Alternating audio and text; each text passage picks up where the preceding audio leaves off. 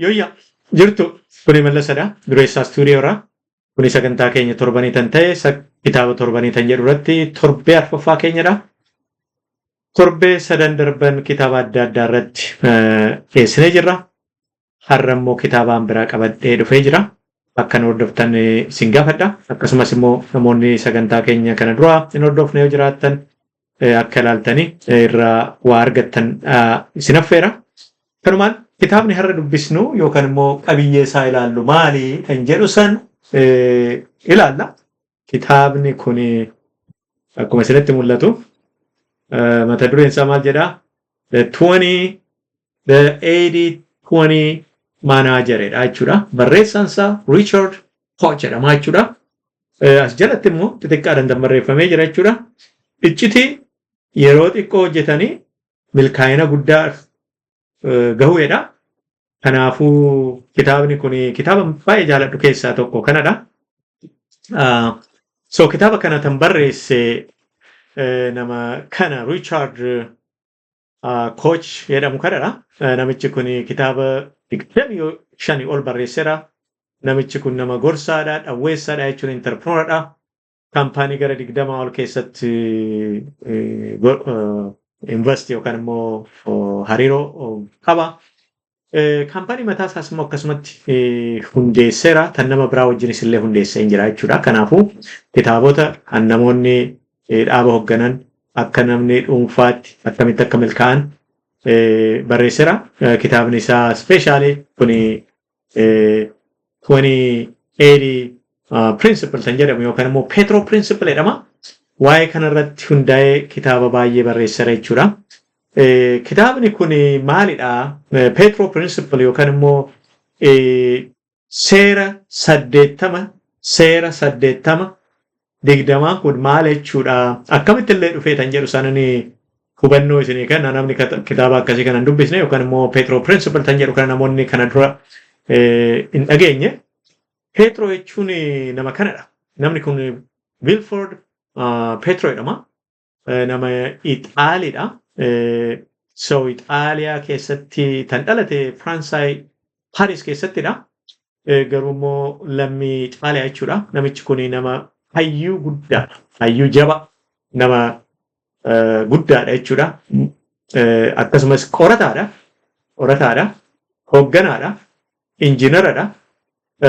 Hawaasummaa irratti sooshoolojist kan jedhamudha. Economist yookaan immoo diinagdee irratti hin qaba. Injiinaringii barateera. Fiiziks barateera. Maatimaatiks barateera jechuudha. Qorannoo barsiisadha. So kanaafuu namichi kun qorannoo godha keessaa bara 18 namichi kun tan jiraate bara 1848 hanga 1923 jechuudha. Tan jiraate. So kanaafuu bara 1896 hanga 1897 qorannoo tokko goose jechuudha. Itaalii keessatti lafti yookaan qabeenyi Itaaliyaa keessa jiru eenyutu qabatee jira? Ammam uummata kam hidhatan jiru qorannoo tax system taaksii biyyattii san keessa qorannoo daataa real dhugaa fudhateetoo laalee qorateetoo maal argate? Lafti Itaaliyaa keessa jiru harki 80 tan ta'u qabeenyi Itaaliyaa keessa harka 80 tan ta'u namoota harka 20 uummata saniin qabamee jira jechuudha. Kan jedhu agarsiisee jechuudha. Kanaaf hundi hin qabne soo qorannoo isaa kan ammoo gara addunyaatti fudhate achumaanis addunyaa keessatti qorateetoo haaluma of fakkaatu namoonni xiqqoon qabeenya jaba guddaa bal'inaan akka qabatan agarsiise. Kanaafis Petro distribution jedhameetoo beekamaa ture jechuudha. Isa booda namichi kun waan baay'ee keessa darbe lubbuudhaan erga darbe bara 1923 darbe. Isa booda inni erga du'e waggaa 8 booda jechuudha. Namni Joseph Juran jedhamu innis immoo nama konsaltaanti tan ta'edha. Namichi kun konsaltaanti tan ta'e yookaan injiinaradha. Namichi injiinaradha. Qorannoo hin gaggeessa. Gorsaadha. Yeroo baay'ee qulqullina oomishaa irratti hojjeta. Kanaafuu meeshaan yookaan immoo product hin jennu kuni qulqullina qabaachuu irra jira. Haala gaariidhaanis immoo bulchamuu yookaan immoo hojjetamuu irra jira nama amanuudha. Kanaafuu bara 1941 jechuudha. Qorannoo Petro Wilberforce kana isa seera 80-20 jedhamu kana argate. Isa booda inni immoo gara oomishaatti fudhatee waggaa laalu akkuma inni Petro sana jechuudha. Oomishni biizines keessatti yookaan immoo daldala keessatti oomisha faaktarii adda addaa kana keessatti geeffamu akkasumatti maal argate wantoonni xixiqqoon qulqullina hir'isan harka 20 tan ta'e bu'aan yookaan immoo rakkoon isaan fuudhan harka 80 tan jedhu san akkuma Petro sanis immoo akkasumatti mirkaneeffate. Isa booda gara biraas immoo akkasumatti fudhatamee qorannoon godhame jechuudha. Isa booda namichi kun erga du'e waggaa gara 20 ta'u 18 booda pirinsipiliin sun maal jedhame jechuudha. Petro principle yookaan immoo seera 80-20 tan jedhudha jechuudha. Kanaafis immoo kaampaaniin adda addaa jechuudha. Kaampaaniin adda addaa gara hojiitti kan jechuudha. Fakkeenya isiniifan kennaa jechuudha. So fakkeenya maal jechuudha tan jedhu gara fakkeenyatti odoo hin deebiin maal jechuudha tan jedhu san jedha. So maal jechuudha? Gochoonni xixiqqoo dhibba keessa xiqqoo ta'an lakkoon isaanii xiqqoo ta'e bu'aan isaan fuudhan yookaan immoo miidhaan isaan fuudhan miidhaa hoo ta'e jechuudha. Jabaadhaa guddaadhaa kan jedhudha jechuudha. Kanaafuu 80 principle 80-20 principle yookaan 80-20 kan jedhu seerri kun jechuudha. Harki 80-20 kan jedhamu kuni lakkoofsadha. Garuu maalidha jechuudha? Waan xiqqoon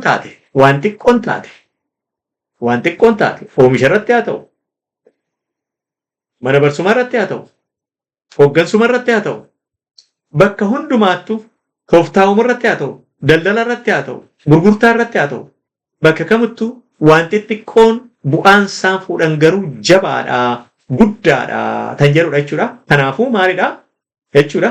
Xiyyeeffannoon godhamuu tan irra jiru wantoota xixiqqoo bu'aan isaanii yookaan miidhaan isaanii jabaa ta'e isaan irratti ta'uu irra jira kan jedhudha.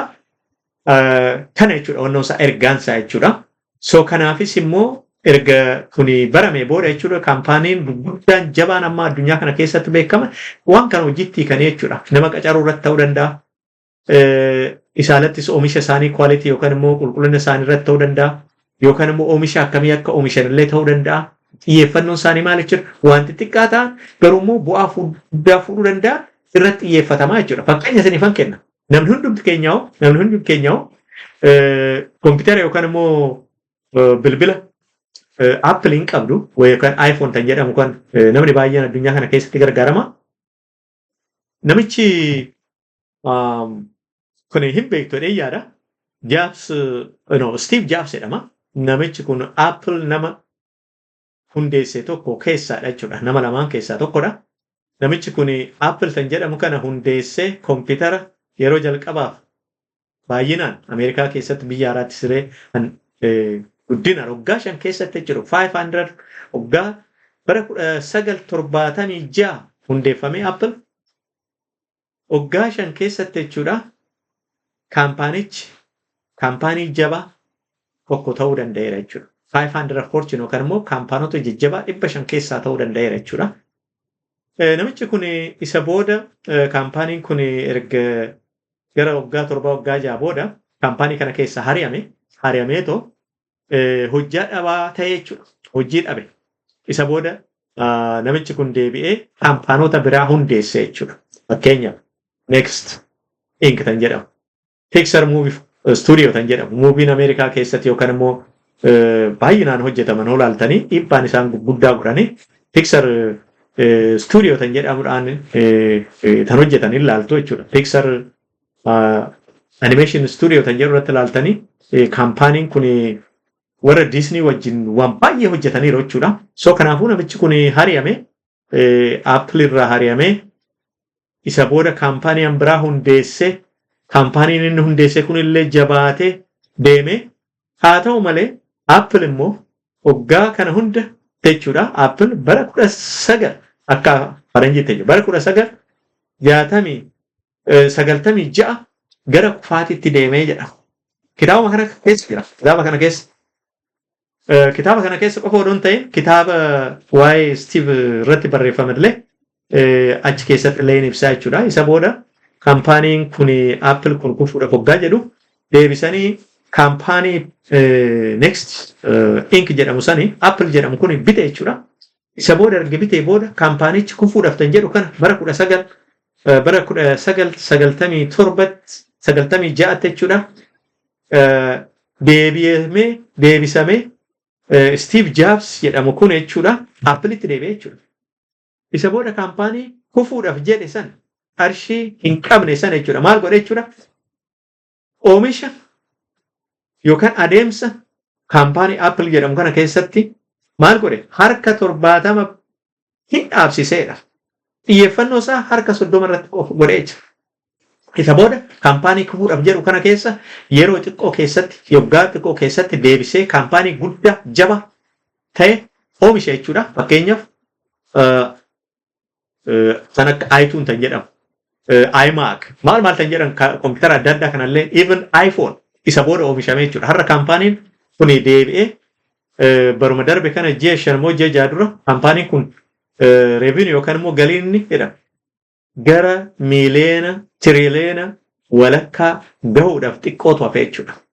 So namichi kun tan itti gargaarame Petro Principle tan jedhamu itti gargaarame jechuudha. So kanaafuu Petro Principle tan jedhu kuni yookaan immoo harki 80 20 tan jedhu kuni bakka hundumaatu tajaajiluu danda'ama jechuudha. Kitaaba kana keessatti maal jedha? Namni maanaajarri tokko yookaan immoo namni bulchaan tokko yeroo hundumaa hojii sagantaan isaa qabamee yeroo dhaabee rakkachuurra hin jiru. Kan gochuurra jiru hojiiwwan xiqqoo ta'an bu'aan isaan fuudhan jabaatan ta'e harka 20 yookaan harka xiqqoosa adda baasanii xiyyeeffannoo yeroo tan qarshii tan humna irratti dabarsuudhaanii bu'aa jabaa fuudhuu danda'amaa tan jedhudha jechuudha. Kanaafis immoo waan sagalas keessa kaa'ee jira jechuudha. Waan sagal maanaajarri yookaan bulchaan tokko maal akka qorrachuudha jiru waan sagal kaa'ee jira jechuudha. Kanaafuu namni bulchaan tokko hariiroo adda addaa hin uuma. Tokko barsiisaa ta'a. Tokko immoo waan hundumaa madaalee qoratee kamitu gaariidha jedhee tan murteessu ta'a. Kanaafuu haala kanaan namoonni maanaajarri yookaan immoo bulchiinsa kaampaanii haa ta'u tan adda addaa haa ta'anu akkamitti akka milkaa'uu danda'an as keessa kaa'ee jira jechuudha. Waan sagal waa'een isaaniis jechuudha. So kanaafuu kitaaba kuni asirratti barreeffame kun jechuudha. Namoota hooggan yookaan maanajara ta'an qofa odoo hin ta'in namoota dhuunfaadhaafis kitaaba barreesseera. Namichi garuu garasitti deemaa jechuudha. Maali warra bulchuu warra kaampaanii hoogganuu kan barbaachisu jechuudha. Waan hundaa xiyyeeffannoo tokkoon ija tokkoon hin laalinaa kan jedhudha jechuudha. Kamitu bu'aa jabaa fuudhaa. Lakkoofsi ishiin xiqqoo taate bu'aa harka 80 yookaan jabaa tan ta'e harka 60 70 yookaan 50 ol tan ta'e yookaan immoo akkasumatti tan fudhan san adda baafadhu. Isa booda xiyyeeffannootti kennitoo hojii kee hojjedhu yeroo kee illee hin qusattaa tan jedhudha jechuudha. Inni lammaffaa jechuudha. Humna namaa hin dabalataa. Karoora hin dabalataa, istooftaa hin dabalataa, gurgurtaa hin dabalataa, oomisha hin dabalataa, waan baay'ee of keessaa qaba jechuudha. Kanaafuu namoonni maanajara taatan yookaan immoo hoogganaa taatan waan hundaa xiyyeeffannoo tokkoon hin laalinaa kan jedhu sanidha jechuudha. Wanni ijoon guddaan jechuudha. Erga adda baastanii booda waan xiqqoo san erga adda baastanii booda xiyyeeffannootti kennaa hin milkooftuu kan jedhudha jechuudha. Kitaabicha warri dubbistan warri dubbisuu barbaadan yookaan warri argattan jechuudha. As keessa garuu waan sagal kaa'ee jira jechuudha namichi kun jechuudha. Garaan biraan jechuudha. Petro Principle kan jedhamu kana eessatti gargaaramuu dandeenya kan jedhudha jechuudha. Odoon cufin jechuudha. Tokko tooftaa irratti gargaaramuu dandeenya jechuudha. Tooftaan kun tan yeroo dheeraa, yeroo gabaabaa yookaan immoo giddu galeessa ta'uu danda'a jechuudha. Kanaafuu waan miidhaas haa ta'u, waan bu'aas haa ta'u yookaan immoo waan nuyi rakkanne tokko irratti yookaan waan nuyi milkaa'uu barbaannu tokko irratti kamitu bu'aa qabeessa kamitu xiyyeeffannoo argachuu irra jiru tan jedhu san qorannoo gochuudhaan adda baafachuun barbaachisaadha jechuudha. Barataadhaafis ta'uu danda'a kuni. Nama oomishuu waa gurguruufis ta'uu danda'a. Oomisha isaanii keessatti jechuudha. Oomisha kam xiqqoo tan taate bu'aa qabeessa tan taate kan namni jaalachuu danda'u kamidhaa jedhaniitoo adda baasaniitoo isarra xiyyeeffatee gochuudha jechuudha. Nama gurguru yookaan interpreneur tan jennu kanaaf jechuudha. Maamilli isaanii xiqqoo tan ta'an gurgurtaa yookaan bittaa guddaa tan kaampaanii isaanirraa fudhatu yookaan immoo bitu eenyudha jedhanii adda baafachuudhaan isaanirratti xiyyeeffannoo gochuudha jechuudha. Isaalatti hariiroo irratti fudhannee jechuun namni hariiroo ofii nama adda addaa waliin qaba. Tan biizines yookaan immoo tan daldalaa jiraachuu danda'a. Tan maatii jiraachuu danda'a. Tan hawaasummaa jiraachuu danda'a jechuudha. Kanaafuu hariiroo kana keessatti hariiroo kana cimsuudhaaf yookaan immoo hariiroo isin barbaadan san balleessuudhaaf tan danda'an kamidhaa isin xiqqoon miidhaa yookaan immoo isin xiqqoon waan bu'aa isin barbaadan san buusuu danda'u suni maalidhaa tan jedhu san adda baafachuudhaan isarra xiyyeeffannoo gochuudhaan yeroo keessan akkasumas immoo xiyyeeffannoo yookaan immoo humna keessan qusachuu dandeechuun milkaa'ullee dandeechuu jechuudha. Karaan biraa gurgurtaa bilbilawwannoo jedheera. So bakki kuni jechuudha namni akka dhuunfaattis jechuudha. Namni akka dhuunfaatti barteewwan kana dura torbee darbee irratti jechuudha. Barteewwan yookaan immoo gochawwan xiqqoo yookaan immoo milkaa fuudhuu danda'an horachuudhaan adda baafachuudhaan isaan irratti xiyyeeffachuudhaan maal fuudhuu danda'ama? Jireenya ofii kan hawaasaas fooyyessuu danda'ama jechuudha. Kanaafuu kamitu irratti xiyyeeffannoo goonaa kan jedhu san murteessaadha jechuudha. Warri hawaasa keessatti immoo hawaasa jijjiirraa adda addaa fuudhuu barbaadan jechuudha. Hawaasa keessatti jechuudha jijjiirraa fuudhuudhaaf wanni barbaachisoo ta'an waan baay'ee keessaa isaan murteessoo kamidha jechuudhaan isaan irratti xiyyeeffachuu. Akkasumas immoo namoonni qacarii irratti illee nama humna barbaadan illee jechuudha. Hojjettoonni xiqqoon jechuudha. Humna jabaa bu'aa jabaa fuudhuu danda'an eenyudha jedhuudhaan qaxaruullee danda'amaa jechuudha yookaan immoo gara hojiitti fiduu yookaan immoo warra barbaachisuun barbaachisne adda baasuun danda'amaa jechuudha. Kanaafuu Petro Principle kitaaba kana keessatti kan xiyyeeffatu hoogganaaf haa ta'u malee fakkeenyonni as keessa kaa'aman jechuudha. Nama hundumaa kan gargaaranudha jechuudha. Akkasumas immoo Principlein kun Petro Alfred kun jechuudha. Bakka hundumaattuu gargaaramuu dandeenya. Kanaafuu namoonni kitaabni kun nama dhuunfaadhaafis kaampaaniidhaafis kitaaba adda addaa namichi kun barreessee jira.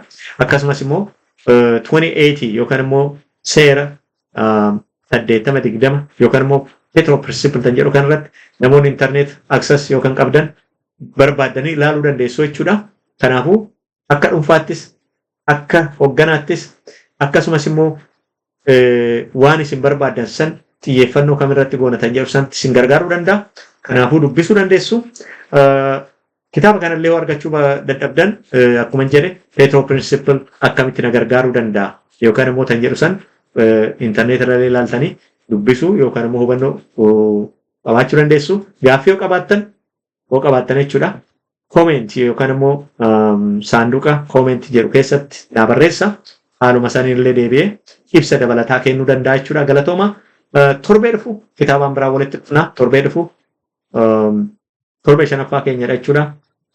Kanaafuu viidiyoo kana warri daawwattan namoota birallee akka ga'u share copy link gochuudhaan nuuf daddabarsa.